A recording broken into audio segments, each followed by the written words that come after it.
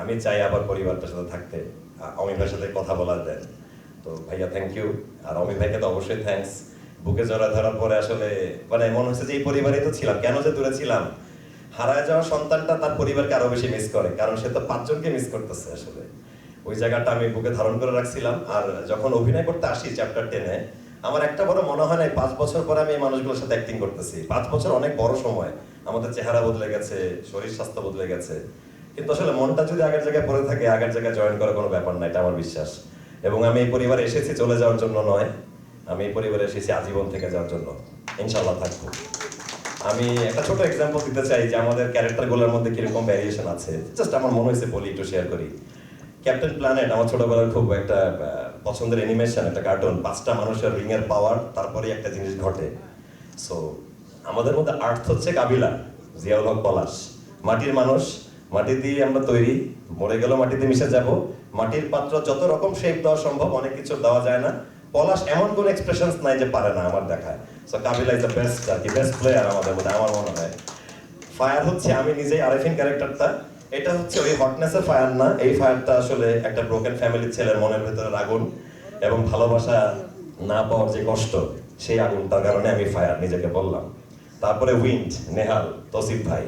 বাতাস অনেক ইম্পর্টেন্ট একটা ব্যাপার। নৌকার পাল বলেন, প্লেন বলেন, বাতাস আপনাকে গাইড করে, সেদিকে নিয়ে যায়।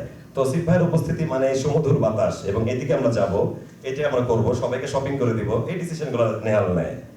তারপরে হচ্ছে ওয়াটার, হাবু ভাই, ইনোসেন্স। পানি হচ্ছে সহজ সরল, হাবু ভাই ক্যারেক্টারটাও সহজ সরল এবং দারুণ, মানে দারুণ, তার ইনোসেন্সটাই তার পাওয়ার। এরপর আসে হার্ট। হার্ট আমাদের পাশা ভাই, মার্জুক রাসেল ভাই। ভাইয়া off screen and on screen একটা লাইফস্টাইল, শুধু একটা নাম না। অফ স্ক্রিন সে একটা দারুণ মানুষ, একটা টিচার। আমি তাকে মিস করতাম, যে অনেক কিছু শেখা জানা বাকি রয়ে গেল। তার সাথে 2 দিন শুটিং করতে পারলে 2টা টপিক নিয়ে কথা বলতাম, জানাশোনা হতো।